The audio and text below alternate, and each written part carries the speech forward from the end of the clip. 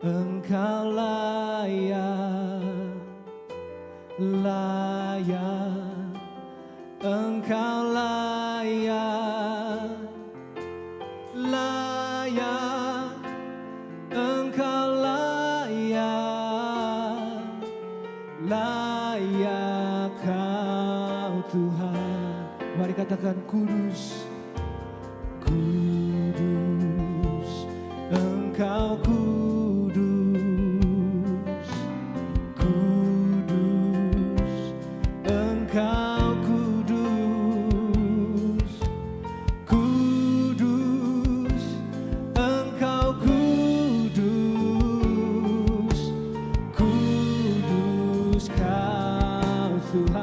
Say worthy, worthy, worthy, you are worthy, worthy, you are worthy, worthy, you are worthy, worthy are you, Lord. Sing holy, holy.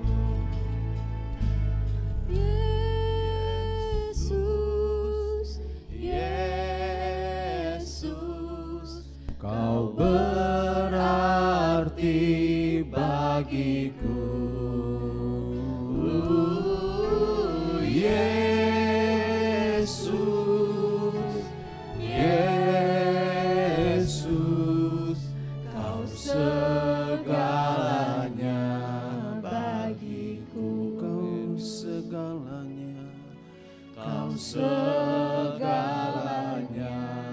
bagiku, Kau segalanya bagiku.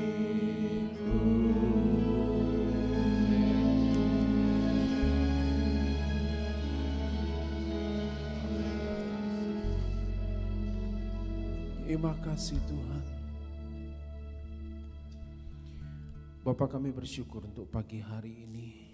Terima kasih Tuhan untuk kesempatan kami boleh beribadah. Terima kasih buat anugerah. Terima kasih Tuhan untuk semua yang baik yang kami boleh alami dalam kehidupan sampai hari ini. Bapa, terima kasih juga waktu kami boleh berikan pujian kami kepadamu dan waktu kami boleh dengarkan firman-Mu. Berbicaralah kepada kami Tuhan, sampaikan apa yang menjadi keinginan-Mu Tuhan.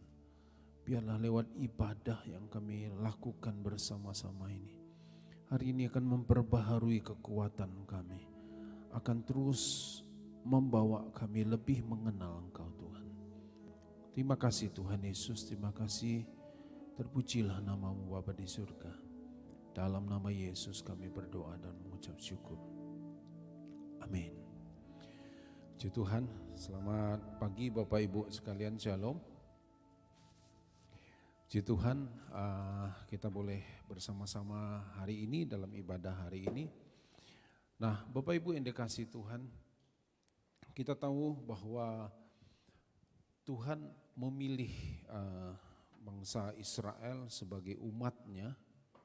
Itu adalah murni kedaulatan Tuhan untuk memilih dan menentukan. Kalau kita tanya alasannya kenapa, tentu sulit kita menjawabnya. Itu kedaulatan Tuhan. Kenapa? Karena memang tidak semua hal Tuhan boleh sampaikan kepada manusia. Tetapi dari kenyataan yang ada bahwa Tuhan memilih bangsa ini menjadi umat yang Dia pilih, dan mau tidak mau saudaraku, seperti apa yang firman Tuhan katakan bahwa penginjilan itu diawali dari Yerusalem, Yudea, Samaria sampai ke ujung bumi. Kalau dia sudah memulai dari Yerusalem, maka dia akan diakhiri juga kembali ke Yerusalem. Nah, kita tahu Yahudi itu Israel tidak identik dengan Kristen. Justru mereka kekristenan di sana itu sangat kecil, cuman berapa persen saja. Dan Kristen pun tidak diberi peluang sebebas-bebasnya di Israel saat ini. Nah saudara, mau tidak mau kita memperhatikan apa yang sedang terjadi di sana. Sebetulnya negara ini kecil saudara, dikelilingi oleh negara-negara lain di sana. Kalau mereka bersekutu saja sama-sama, habis nih saudaraku sana. Suplai air minum saja diberhentikan, bisa ada kemungkinan negara ini akan menderita. Tapi kalau sampai hari ini ada pemeliharaan Tuhan, itu memang kita tahu murni karena pemeliharaan Tuhan, bangsa ini terjaga. Nah, salah satu yang kita memperhatikan hari-hari ini, dimulai dari tahun 75, waktu Mesir mulai, kalau tidak salah tahun 75, Mesir mulai mengadakan perjanjian damai yang dikenal dengan perjanjian Camp David, dan kemudian harus diakhiri dengan kematian dari Perdana Menteri Israel waktu itu, Yasir dan kemudian karena ditembak oleh orang Israel sendiri. Tapi mulai Mesir, kemudian Yordania mengajarkan perjanjian damai, dan tanggal 15 September kemarin itu ada 2 negara Arab juga yang sudah mengadakan perjanjian damai, yaitu Uni Emirat Arab dan Bahrain.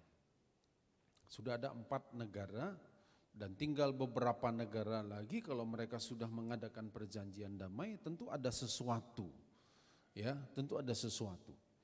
Selama ini mungkin mereka berpikir perang ternyata tidak menyelesaikan masalah dan akhirnya damai. Tapi Bapak Ibu, dari sini kita akan belajar melihat bahwa memang dengan tanda-tanda yang sudah terjadi ini, menjelang kedatangan Tuhan itu sudah semakin dekat.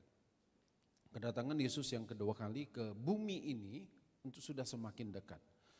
Nah, jadi penginjilan dimulai dari Yerusalem, dia akan diakhiri kembali di Yerusalem. Mungkin satu waktu mungkin saya bahas, meskipun saya tidak ahli sekali dalam akhir zaman ini, tapi paling tidak secara coba belajar melihat kira-kira apa-apa yang akan terjadi. Nah saudara, dan kalau kita melihat dengan pola yang sedang terjadi hari-hari ini, bahwa suatu saat kemarin dikatakan orang Israel akan percaya bahwa Yesus adalah Mesias, hari ini belum. Tapi arah ke sana itu sudah mulai. Kenapa? Karena kita melihat bahwa bagaimana hari-hari ini pola yang antikris untuk bekerja itu sudah sangat dimungkinkan. Salah satunya gini saudara, suatu saat orang dikatakan untuk melakukan pola jual beli, maka orang akan memakai chip. Karena disadari dengan kemajuan teknologi, bahwa dulu orang dengan uang tunai. Ternyata risiko dengan bawa uang tunai yang banyak risiko. Kemudian perbankan mulai memikirkan dengan ATM, kartu kredit. Ternyata kartu kredit bisa dicuri, ATM bisa dicuri dan dimanipulasi oleh orang. Akhirnya orang berusaha sekarang dengan sistem uang digital. Ya, semua berputarnya uang ini tidak kelihatan, tapi uang itu berputar kemana-mana gitu. Digital saja, transaksi jual dan beli. Dan kemudian dengan apa yang sedang terjadi hari-hari ini, jangan berpikir nanti dengan kemajuan teknologi ini saudaraku, microchip namanya juga mikro ya, microchip itu sangat kecil, diperkirakan hanya sebesar butir beras, kecil. Tapi semua data-data kita itu ada di sana. Bahkan data kesehatan kita ada di dalam sana. Mungkin saudaraku, pemikiran saya mungkin. Sekarang saudara mau masuk ke mall, di scan suhu tubuhnya. Betul ya? Mau masuk gereja juga Chandra dengan teliti scan. Saudara suhu tubuhnya berapa? Saudara masuk ke hotel, masuk ke tempat tertentu, keramaian di tempat publik, maka saudara akan di scan. Ya mungkin ini untuk seperti promo. Ya, suatu saat orang akan scan saudara dengan chip yang ada di dalam tubuh kita, orang familiar saja, oh udah biasa kok di scan. Ya, ini mungkin pemikiran saya seperti itu, lihat dengan apa pola yang sedang terjadi. Nah saudaraku, menjelang kedatangan Tuhan, kita mesti mempersiapkan diri dalam arti begini. Kita dipersiapkan oleh Tuhan, orang yang sudah diselamatkan tentu adalah kita setia sampai akhir. Nah saya sudah dapat kontak dengan salah satu hamba Tuhan yang memang spesialis untuk di akhir zaman, yaitu Pendeta Aruna. Nah jadi nanti kita akan coba buat tentunya lewat Zoom. Sekarang karena pertemuan tatap muka agak cukup sulit, tentu lewat aplikasi Zoom nanti. Saya sudah ngomong dengan dia dan dia sudah setuju, kita tinggal cari waktu dengan aplikasi Zoom. Nah saya berharap Bapak Ibu semua ikut terlibat ya. Jadi supaya apa? Supaya paling tidak kita ngerti gitu loh. Oh ini yang Tuhan sedang kerjakan hari-hari ini. Oh ini yang sedang terjadi di hari-hari sekarang ini. Supaya apa? Paling tidak kita waspada. Kita berjaga-jaga. Ada bagian yang kita harus lakukan, kita harus lakukan. Ya. Nah, saudaraku, dan dalam hal ini menjelang kedatangan Tuhan ini ada bagian-bagian yang kita mesti lakukan. Nah, saudara, saya memberikan satu topik ya dalam kegerakannya hari-hari ini yang sedang terjadi, bahwa penderitaan itu adalah bagian daripada satu rancangan Tuhan. Nah, tujuan daripada penderitaan itulah topik yang kita mau bahas hari ini. Kekristenan banyak dikaburkan dengan teologi yang kadang-kadang tidak tepat, sehingga orang itu Kristen ini sedikit manja. Pernah memunculkan teologi kemakmuran yang berkata jadi Kristen itu harus berhasil, dan tingkat keberhasilan itu diukur dengan materi. Punya uang yang banyak, kalau mobil yang paling mahal, kalau rumah yang paling megah. Jadi kalau mau bangun gereja pun yang paling mahal yang kamu bisa beli, pakai untuk itu. Dan orang terobsesi, sehingga mulai kadang-kadang ngawur. Ngawurnya itu pergi ke showroom mobil bagus, bilang dalam nama Yesus ini jadi milikku. Lah kalau enggak ada uang mau jadi milik kita gimana? Lah kalau di rumah kita enggak punya garasi, nah itu saudara, orang mulai ngawur dengan teologi kemakmuran ini, seolah-olah hidup Kristen itu kalau kamu sakit kamu kena kutuk. Kalau kamu mengalami sakit itu tandanya kamu berdosa.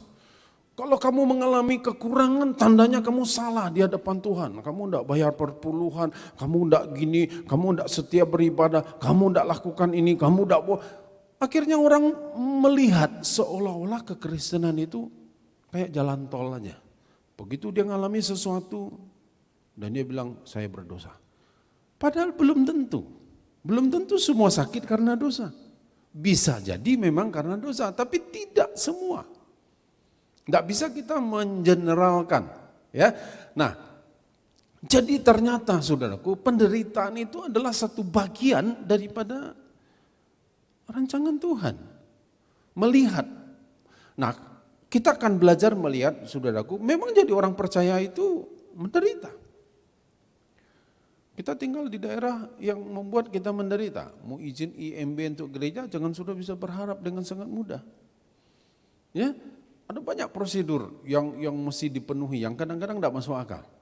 Ya, tapi itulah kenyataannya. Sudah jadi orang percaya, apakah dengan sangat mudah? Sudah enggak, kita berjuang. Ada penderitaan-penderitaan. Nah, itu yang kita mau belajar hari ini. Jadi supaya kita ini seimbang, Bapak Ibu. Jangan kita hanya berpikir seolah-olah hidup jadi orang percaya itu kayak jalan tol aja. Dan kemudian mengalami sedikit dan kita mulai berkata, waduh aku berdosa nih sama Tuhan, aku kena kutuk nih. Padahal belum tentu. Nah itu kadang-kadang salah satu cara daripada si iblis untuk apa? Untuk melemahkan kita. Nah ini kita mau belajar hari ini. Kita buka dari 1 Petrus pasal yang ke-5 ayat yang ke-10. 1 Petrus pasal yang ke-5 ayat yang ke-10.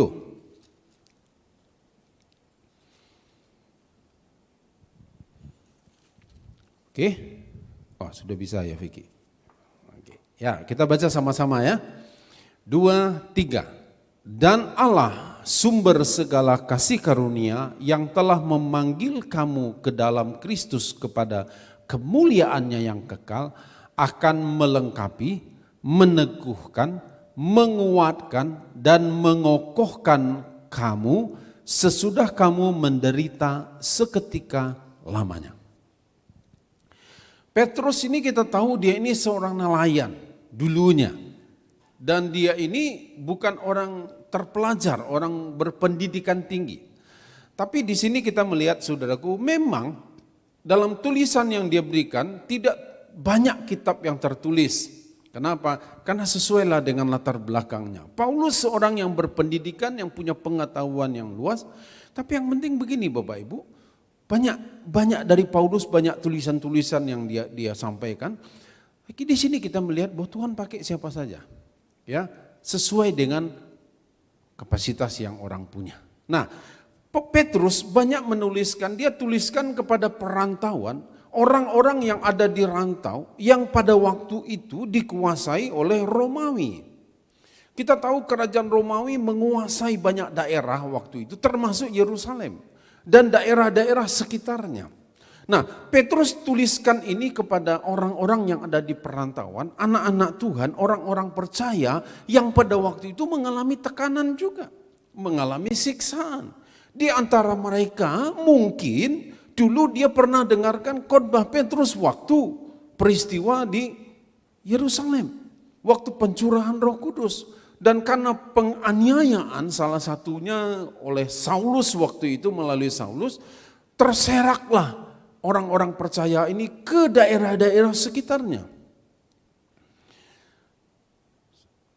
Kesulitan tidak selalu membuat hal-hal yang negatif, tapi kesulitan justru penganiayaan yang terjadi waktu itu membuat akhirnya orang percaya tidak kumpul hanya di Yerusalem. Mereka terpaksa dalam tanda kutip pergi ke tempat-tempat yang lain, melarikan diri, bersembunyi, dan karena gelora hati yang sudah mengasihi Tuhan, hati yang dipenuhi dengan kuasa Roh Kudus itu membuat mereka bersaksi, beritakan Injil. Dan akhirnya daerah-daerah sekitarnya, mulai dari Yerusalem, sekitarnya. Nah, orang-orang yang mengalami aniaya karena nama Tuhan inilah yang kemudian Petrus kirimkan suratnya. Dan salah satu dia katakan begini, memang kamu akan menderita seketika lamanya. Tetapi ingat, ayat sebelumnya dia katakan gini, dan Allah yang kita percayai, Allah yang sudah menyelamatkan kita dalam kasih karunia-Nya itu, akan melengkapi kamu, meneguhkan kamu, menguatkan kamu, dan mengokohkan kamu. Kapan? Sesudah. Kapan? Sesudah kamu menderita seketika. Tidak selama-lamanya, tapi seketika lamanya. Ada waktu di mana Tuhan izinkan penderitaan itu kita alami dengan tujuan-tujuannya Tuhan. Bukan penderitaan karena kesalahan kita. Bisa memang Tuhan pakai karena kesalahan. Tapi dalam konteksnya ini, bahwa penderitaan yang dialami oleh orang-orang karena nama Tuhan, nama Kristus, karena dia percaya dan kemudian dia mengalami penderitaan, tekanan dari orang-orang lain, dan Rasul Petrus katakan, Tuhan akan melengkapi, menguatkan, meneguhkan, mengokohkan kamu. Lewat apa? Penderitaan. Jadi artinya begini Bapak Ibu, penderitaan dipakai oleh Tuhan atau alatnya Tuhan untuk apa? Untuk melengkapi, meneguhkan, menguatkan, mengokohkan kita. Jadi sekali lagi, penderitaan adalah alatnya Tuhan untuk apa? Untuk melengkapi kita, meneguhkan kita, menguatkan kita, dan mengokohkan kita. Ini alatnya Tuhan, penderitaan. Nah saudara, melengkapi ini dengan apa? Tentu kita dilengkapi dengan karunia-karunia Roh Kudus. Kapan karunia-karunia itu akan bekerja? Justru Tuhan bilang lewat penderitaan itu dia bekerja. Contoh, kapan kuasa kesembuhan itu akan bekerja? Kalau saudara sehat-sehat, kuasa kesembuhan itu akan bekerja enggak? Untuk apa dia bekerja? Dia akan bekerja kalau ada yang sakit. Maka kuasa kesembuhan itu akan bekerja. Kapan orang akan merasakan bahwa Tuhan itu mencukupkan kebutuhannya? Pada waktu dia kurang. Pada waktu dia butuh dan kemudian Tuhan melakukan sesuatu, nyatakan kuasanya, dan dia bilang, iya pertolongan Tuhan nyata. Kapan itu terjadi? Pada waktu ada penderitaan itu. Tuhan melengkapi dengan karunia-karunia. Dia meneguhkan dengan kuasanya yang bekerja dalam kehidupan kita. Melewati peristiwa-peristiwa yang tidak enak itu. Apa yang Tuhan izinkan terjadi, masalah, kesulitan, segala sesuatu yang bisa Tuhan pakai. Untuk apa? Untuk kita semua. Bahkan dikatakan untuk menguatkan kita. Menguatkan ini di dalam bahasa Yunaninya itu dituliskan itu stenos. Stenos itu artinya gini, dikatakan to bind together. Dia untuk mengikat bersama-sama, untuk mengikat supaya tidak terjadi pembengkokan gitu loh. tidak terjadi kehancuran. Jadi dikuatkan. Sama seperti begini saudara. Pada waktu tahun 2009, hotel ini kan termasuk yang kena dampak gempa. Yang runtuh. Kemudian oleh salah satu kalau tidak salah dari UNP, kemudian dari tim tekniknya periksa struktur bangunan, fondasinya dicek semua, ternyata fondasinya masih bagus. Beberapa bagian memang runtuh dan akhirnya diperbaiki sini, diperkuat. Ini fondasinya ini sudah tidak bagus, digali lagi, dibuat, ditanam, dikuatkan dari yang sudah ada. Nah, saudara, kemudian kata mengokohkan itu ditulis itu temelio, artinya good foundation, artinya fondasinya yang kuat, yang bagus. Jadi saudaraku, penderitaan memang dipakai oleh Tuhan sebagai alatnya. Untuk apa? Untuk melengkapi kita. Melengkapi apa? Apa yang kita perlu diperlengkapi. Untuk apa? Meneguhkan kita. Oh benarlah. Suatu kali saya ajak seorang pelayanan. Dia baru-baru melayani waktu itu. Kemudian saya ngajak dia melayani orang yang kerasukan. Ada yang saudara mau ikut? Kenapa saudara jadi takut? Saya ajak dia. Dia bilang, aduh saya tidak berani, saya tidak pernah. Nanti kalau setannya keluar ngamuk-ngamuk, terus gimana? Bapak ikut aja, nanti lihat. Nah, suatu kali, betul kan orang ini bereaksi dia, karena memang orang kadang-kadang kalau sudah cari ilmu ini kadang-kadang kan tidak mudah saudara. Nah orang ini cari ilmu, dia mesti pergi ke hutan seminggu, telanjang. So, bayangkan betapa sulitnya sampai dia dapatkan ilmu itu. Jadi kalau dia mau lepaskan, dia bilang, waduh aku tuh dapatkan ini aja susah. Seminggu dia di hutan, telanjang saudaraku. Lo bisa bayangkan di hutan itu kan banyak nyamuk, apa. Untuk supaya ilmu dia dapat, itu lagi syaratnya. Jadi dia tidak rela sebetulnya. Begitu dia tidak rela, kan akhirnya roh itu kan jadi berontak. Tapi kalau dia rela lain ceritanya. Nah waktu dia sedang ngamuk-ngamuk itu, tiba-tiba orang ini, dia kan kita sudah kehabisan akal saudaraku. Karena waktu itu orang kurang. Nah tiba-tiba bapak ini tidak tahu muncul keberaniannya bagaimana. Dia katakan begini, dalam nama Tuhan Yesus, aku ikat roh ini. Tiba-tiba orang ini mengalami sesuatu saudaraku ya. Dan kemudian ceritanya setelah selesai akhirnya orang ini dilepaskan. Bapak ini cerita, ternyata Tuhan itu bekerja ya dalam hidupku. Gimana? Tadi waktu aku doain gini. Nah, saudara, dari mana kita tahu kuasa itu ada? Ya kita dari apa yang sedang terjadi.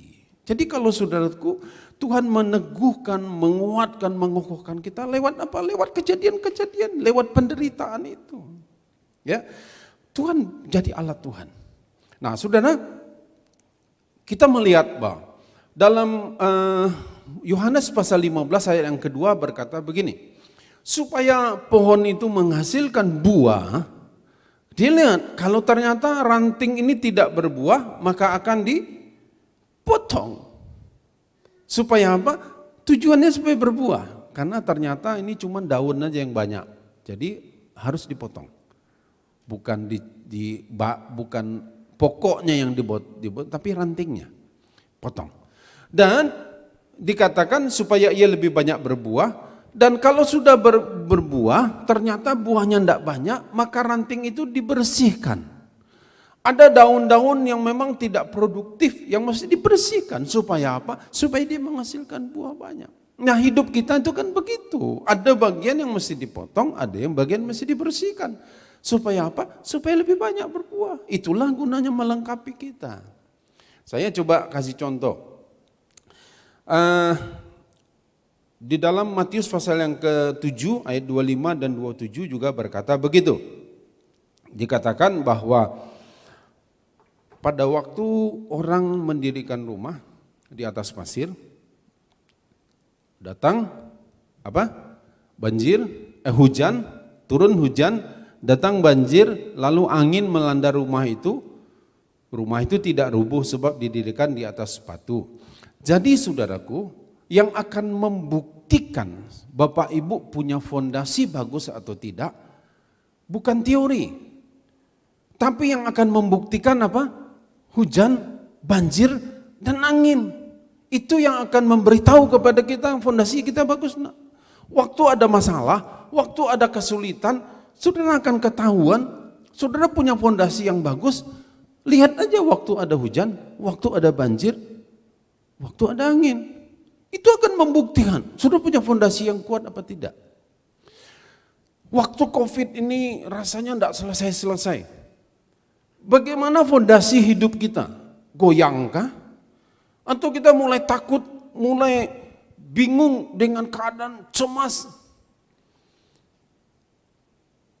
Atau bagaimana? Itu akan memberitahu kepada kita. Hujan, banjir, dan angin itu akan memberitahu kepada kita bahwa ternyata fondasi kita ini kokoh apa tidak. Saudara, kami di rumah punya pohon mangga. Sudah mulai berbuah satu pohon ini. Ya. Sudah mulai berbuah karena memang dibersihkan baru dia bisa berbuah ternyata. Suatu kali saudara, tiba-tiba ini sudah mulai ada buahnya, ini kan lagi musim buah mangga nih kemarin nih.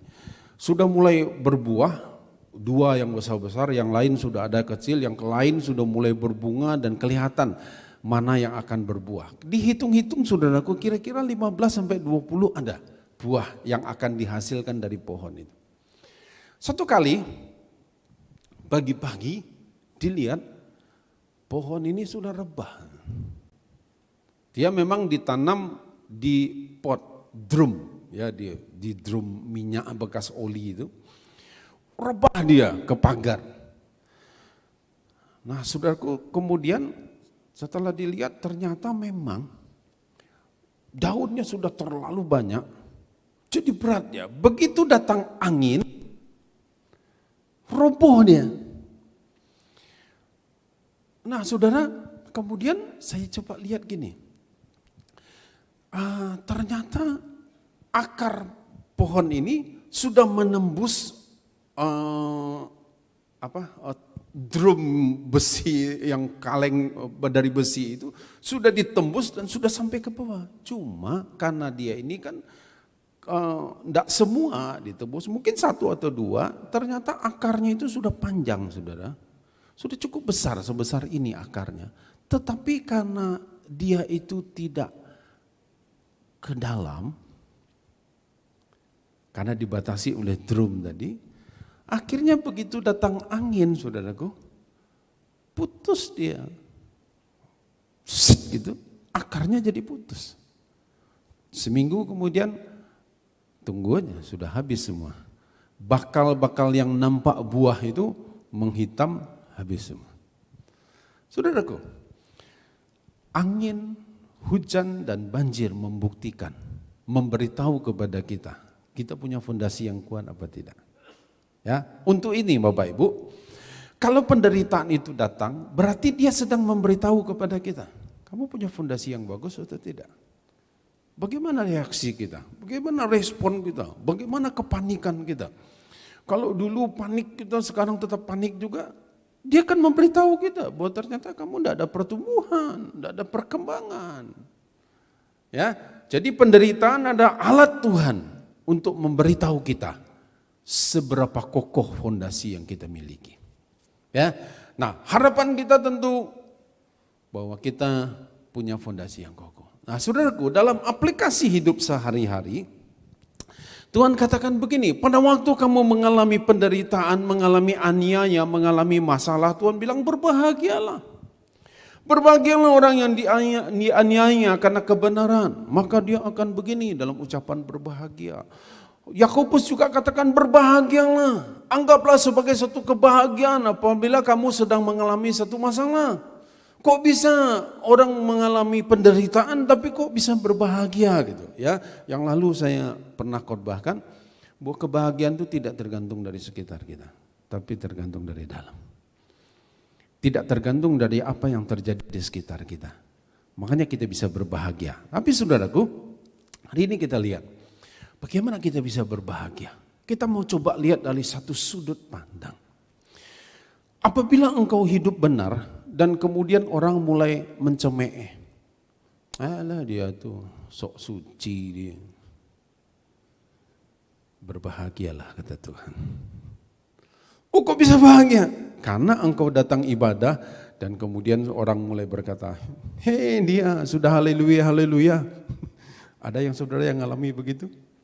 Allah kamu nampak aja, ngapain kamu ke gereja? Nampak aja supaya seolah-olah kamu pingin suci aja. Orang mengejek, orang mencemooh. Dan kemudian orang mulai mencela kita karena kita melakukan kebenaran. Lakukan terus yang benar itu. Jangan berhenti. Kenapa? Karena pada waktu kita berhenti, itu membuktikan bahwa engkau tidak tahan dengan penderitaan dan engkau tidak punya fondasi yang kuat. Jadi kalau datang angin penderitaan, datang banjir yang lebih besar lagi, datang angin badai, penderitaan itu alat yang memberitahu kepada kita, aku kokoh hendak fondasinya. Kalau hendak, ayo perkuat, ayo perkokoh. Karena itu cara Tuhan untuk kita terus setia. Mungkin waktu kita jujur, orang lain mulai mengucilkan kita, orang lain mulai meninggalkan kita karena kita hidup jujur dan orang lain tidak suka karena dia pingin kita juga sama-sama kotor.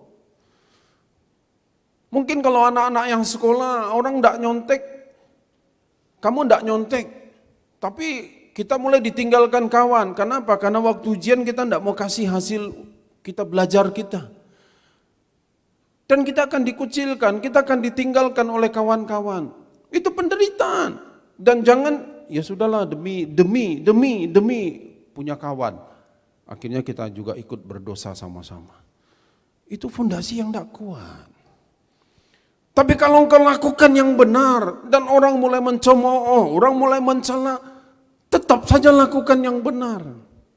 Jangan berubah. Tuhan katakan berbahagialah kamu karena kamu melakukan yang benar dan orang menganiaya kamu, orang mencela kamu. Ngapain ke gereja? Kan lagi Covid. Oh, nah, kenapa begini? Kenapa begini? Dan sudah Bapak Ibu membuktikan, sudah Bapak Ibu tetap datang. Kenapa? Karena saya percaya Bapak Ibu punya fondasi yang kuat. Enggak. Aku percaya dengan pemeliharaan Tuhan. Aku lakukan gini bukan karena apa-apa, karena aku mengasihi Tuhan. Aku lakukan ini karena firman Tuhan katakan begitu. Nah saudaraku, mungkin contoh gini. Waktu suami istri tunduk kepada suami. Mungkin dengan tunduknya istri kepada suami, Mungkin ya, contoh kita ambil yang ekstrim. Mungkin dia belum kenal Tuhan. Dengan tunduknya seorang istri kepada suami, suaminya itu jadi semena-mena. Dan ibu-ibu tetap tunduk kepada suami. Itu menderita karena kebenaran. Karena kita mau lakukan bagian kita. Tanpa kita mau peduli, tanpa kita mau terlalu pusing dengan hasil. Kadang-kadang kan orang begini, aku mau tunduk dengan kamu tapi kamu harus mengasihi aku. Kalau kamu tidak mengasihi aku sebagai suami, aku istri tidak akan tunduk. Bagaimana aku bisa tunduk orang sementara kamu tidak mengasihi aku? Mari kita mau lakukan bagian kita masing-masing. Kita akan tunduk, ya tunduk saja. Dia tidak mengasihi, aku akan tetap tunduk. Kenapa? Karena bagianku adalah tunduk. Karena firman Tuhan aku harus menderita, aku akan terima ini. Buat yang sudah menikah, saudara menemukan makin lama, saudara akan menemukan bahwa ternyata pasangan saudara ini makin tidak cocok dengan saudara. Makin banyak yang tidak cocok. Dan saudara bukan salah pilih. Amin. Jangan bilang, salah pilih saya. Orang udah ada anak 5 kok bilang salah pilih, saudaraku. Kalau salah pilih itu sebelum menikah. Jangan setelah pilih, sudah punya anak, sudah punya cucu, baru bilang salah pilih. Ini kan bodoh sekali kita. Masa 30 tahun baru kita bilang salah pilih? Tidak salah pilih. Tapi lakukan bagianmu. Dan kalau engkau lakukan bagianmu, pasanganmu tidak lakukan bagianmu, engkau tetap lakukan bagianmu, engkau harus menderita seketika lamanya. lakukan terus apa yang harus engkau lakukan. Anak-anak, engkau harus taat kepada orang tua. Bagaimana aku bisa taat kepada orang tuaku sementara dia sendiri blow out-nya seperti itu? Mungkin kau bilang begitu. Oh, enggak bisa ngikutin seleranya anak-anak milenial sekarang. Ya tetap aja bagianmu harus taat. Taat aja. Karena itu bagianmu. Nah, untuk itu Bapak Ibu, mari kita mau lakukan bagian kita. Kalau engkau harus menderita karena engkau lakukan kebenaran, Tuhan bilang berbahagialah engkau. Kenapa? Karena engkau sudah lakukan bagianmu, engkau sudah lakukan kebenaran itu. Dan kita berbahagia. Paulus pernah katakan, saudaraku, dia ceritakan, pada waktu kemudian dia sudah dipanggil oleh Tuhan, kemudian Tuhan panggil lewat Ananias memberitahu kepada Saulus. Ya, di dalam Kisah Rasul pasal yang ke 9 ayat 16 dikatakan begini. Aku sendiri akan menunjukkan, aku ini kata Tuhan Yesus, aku akan menunjukkan kepadanya, kepada Paulus, betapa banyak penderitaan yang harus ia tanggung oleh karena namaku. Dulu dia menganiaya jemaat, sekarang Tuhan panggil dia. Dan Tuhan katakan kepada Paulus melalui Ananias, aku akan kasih tahu dia. Akan banyak penderitaan yang dia lewati. Dan apa yang Paulus alami? Karena dia beritakan Injil. Diceritakan dalam 2 Korintus pasal yang ke-11 ayat 23 sampai 28. Kalau Bapak Ibu baca di sana, rasa-rasanya kita seujung kukunya belum dengan apa yang dialami oleh Paulus. Dikatakan, aku lebih banyak berjeri lelah, lebih sering di dalam penjara. Dibanding rasul-rasul yang lain, dia paling banyak. Bukan karena dia maling, bukan karena dia pembunuh, tapi karena dia beritakan Injil, dan kemudian orang lain tidak suka dengan dia, dan dia dimasukkan ke dalam penjara. Didera di luar batas, kerap kali dalam bahaya maut. Terus, 5 kali aku disesat orang Yahudi, setiap kali 40 kurang 1 pukulan. Berarti 39 kali. Didera, dipukul dengan cambuk. Kadang-kadang cambuk yang dipakai itu bukan cambuk biasa. 5 kali dalam pelayanannya. Dia katakan dia mengalami. Terus, 3 kali aku didera, 1 kali aku dilempari dengan batu. Bukan batu kecil-kecil, saudaraku. Batu, dan orang memikir dia sudah mati, diseret tubuhnya keluar, mayatnya keluar kota, hidup lagi dia. Nah, kemudian dikatakan 3 kali mengalami karam kapang, dan pernah 1 kali dia karena dia akan dibawa ke Roma, dia mengalami badai 14 hari lamanya, badai di tengah laut. Dengan kapal yang navigasi ala sekian ribu tahun yang lalu. Sehari semalam aku terkatung-katung di tengah laut. Sudah bisa bayangkan apa yang dia alami, penderitaan yang dia alami. Terus, dalam perjalananku aku sering diancam bahaya banjir dan bahaya penyamun. Bahaya dari pihak orang-orang Yahudi dan dari pihak orang-orang bukan Yahudi. Bahaya di kota, bahaya di padang gurun.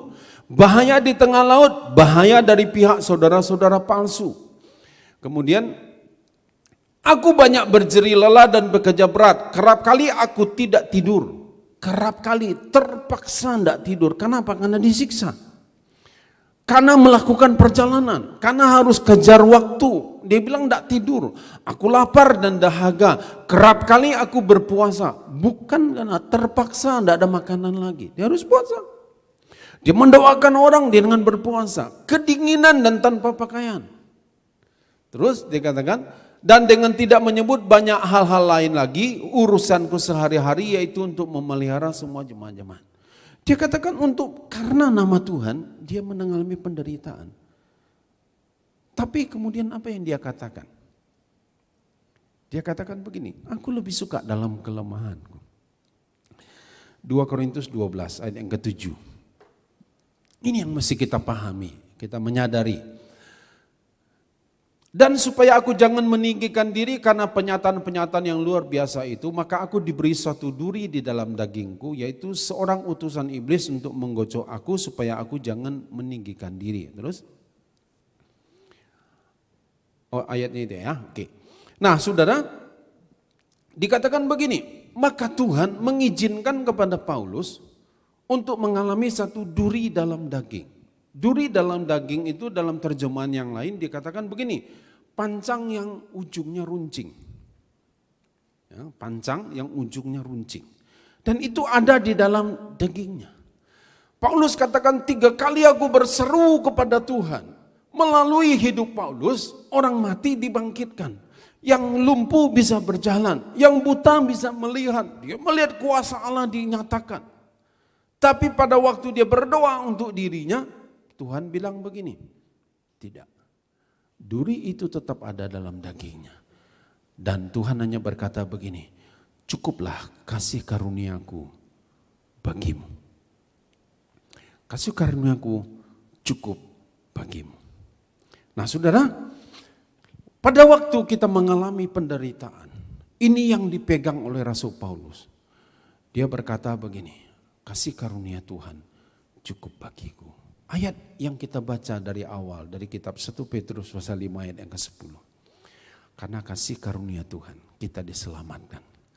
Dan kasih karunia Tuhan yang sama itu memampukan kita melewati penderitaan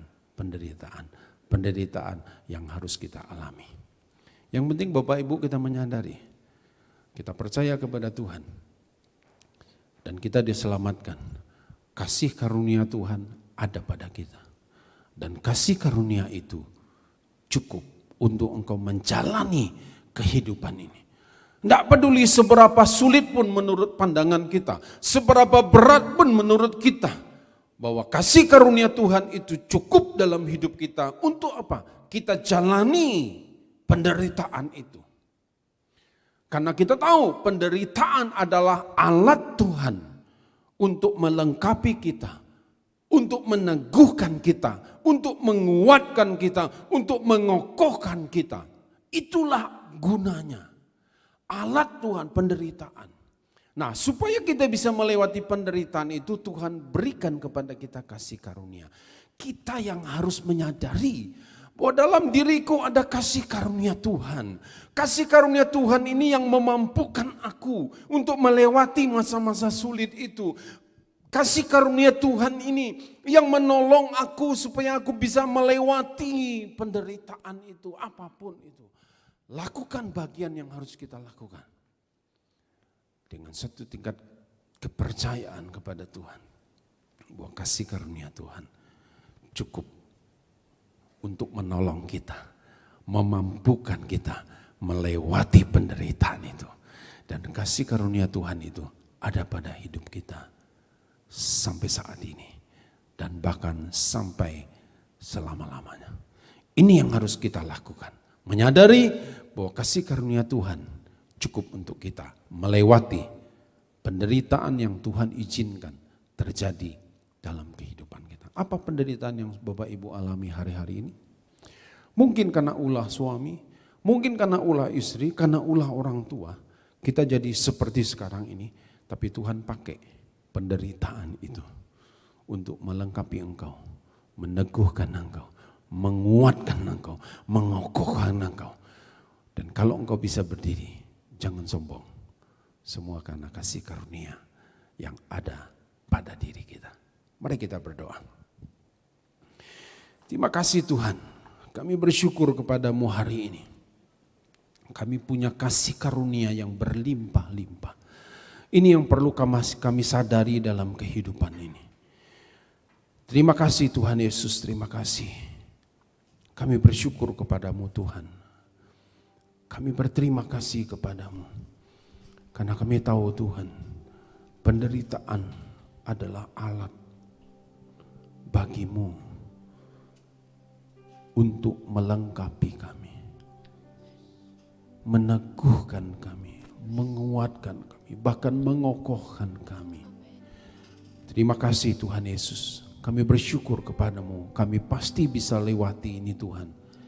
Karena kami tahu kasih karunia-Mu ada pada kami. Dan kasih karunia-Mu ini cukup untuk kehidupan kami. Supaya kami bisa jalani masa-masa yang sedang terjadi hari-hari ini. Kami tahu Tuhan, Engkau bersama-sama dengan kami. Dan Engkau tidak pernah tinggalkan kami. Kami bersyukur kepadamu untuk hari ini. Berkati setiap umat-Mu Tuhan. Dan semua berkat-berkat-Mu berlimpah dalam kehidupan kami. Dalam nama Yesus kami berdoa dan mengucap syukur. Haleluya. Amin. Amin. Puji Tuhan. Tuhan berkati kita semua. Amin. Kita semua diberkati. Amin. Saudara, kasih karunia Tuhan itu selalu lebih dari cukup buat setiap kita. Amin. Baik, kita akan menyaksikan suara gembala.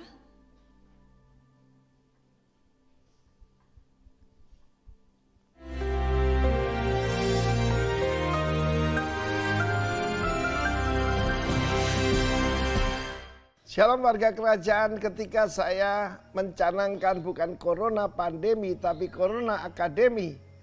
Apa yang saya lakukan sederhana, apa yang diajarkan oleh Tuhan. Yaitu kita memberi nama kepada masalah kita. Sehingga berubah menjadi kemuliaan buat Tuhan. Nah, saya sampaikan minggu yang lalu. Bagaimana mendahului awakening, revival, outpouring.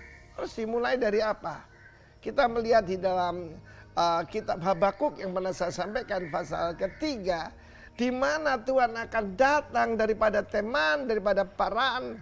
Saudaraku, Teman dan Paran itu adalah daerah Edom dan juga Saudi Arabia. Dan kita sedang melihat hari-hari ini bagaimana ada satu fenomena yang luar biasa, di mana ada perjanjian antara Israel tanggal 15 September yang lampau dengan UAE, dengan Bahrain, dan akan disusul sehingga lengkap 9 negara Arab akan bersatu, yaitu membuat perjanjian dengan Israel. Namanya Abraham Accord. Tetapi mendahuluinya di dalam ayat yang kelima dikatakan penyakit sampar dan gempa bumi. Apa yang kita hadapi sekarang bukan gempa bumi tektonik, bukan cuma gempa bumi yaitu vulkanik, tetapi gempa bumi dalam segala hal. Kita lihat bagaimana orang yang memegahkan diri pada berjatuhan, perusahaan-perusahaan pada down, dan bagaimana pasar modal, ya saham dan sebagainya mengalami kehancuran. Tetapi itulah gempa bumi. Dan penyakit sampar ada yang sedang kita hadapi saat ini. Minggu yang lalu saya katakan check the plague of your heart. Yaitu bukan penyakit sampar yang di luar, tapi hati kita. Bukan liver ya, hati, ya, heart. Berbicara spirit. Nah, sekarang saya sampaikan akan ada kebangunan rohani besar di kalangan Teman dan Paran. Saudara mungkin mengenalnya sebagai Kedar, Nebayot. Tetapi saya mengerti yang dimaksudkan, yaitu fokus. Yang terbesar di mana? Di Indonesia. Dan saya percaya di outpouring akan terjadi di Indonesia. Tapi mendahuluinya ada penyakit sampar. Ada gempa bumi. Jadi karena itu saya masih ingat waktu saya baru bertobat. Ada satu lagu mendahului revival. Bumi ne goyang akeh lindune. Ya, buminya bergoncang, banyak gempanya. Ya. Dan itu bukan menakutkan, tapi itu lagu yang sukacita. Karena itu para orang percaya, warga kerajaan Allah, God is in control. Dan saya sampaikan pada saudara, kita canangkan Corona Revival. Saudara yang kasih Tuhan dari Villa Pujian di Ubud, saya berani mengatakan bahwa rencana Tuhan tidak akan gagal atas bangsa Indonesia. Dan kami percaya begitu banyak nubuatan. Ada satu bangsa yang dipakai Tuhan dan mereka ada di kepulauan. Dari situ akan keluar puji-pujian.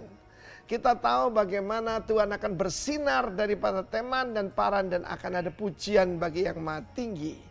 Dan biarlah itu terjadi. Jadi jangan takut. Jangan takut dengan penyakit sampar. Jangan takut dengan goncangan dan gempa bumi. Karena itu cuma mendahului. Mendahului apa saudaraku? Kebangunan rohani besar. Awake Indonesia. Ada outpouring. Dan juga pasti ada revival. Saya berdoa supaya tidak terjadi penumpahan darah seperti 1965.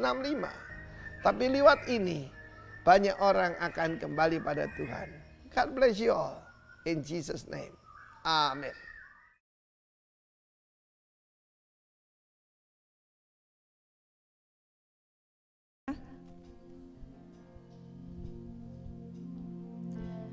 How great is our God? Sing with me, how great is our God? And all we sing, how great is our God?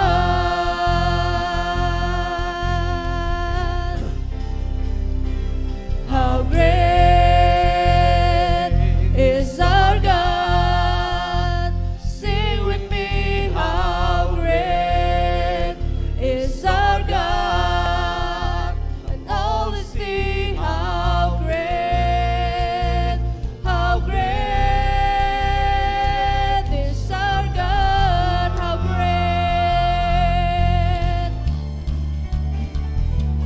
How great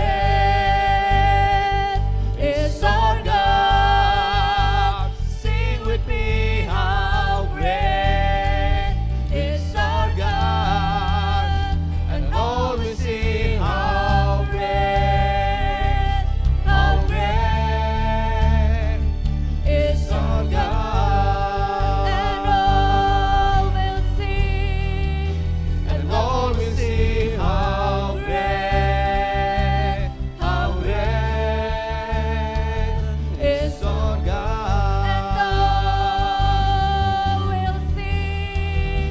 And all will sing, how great is our God.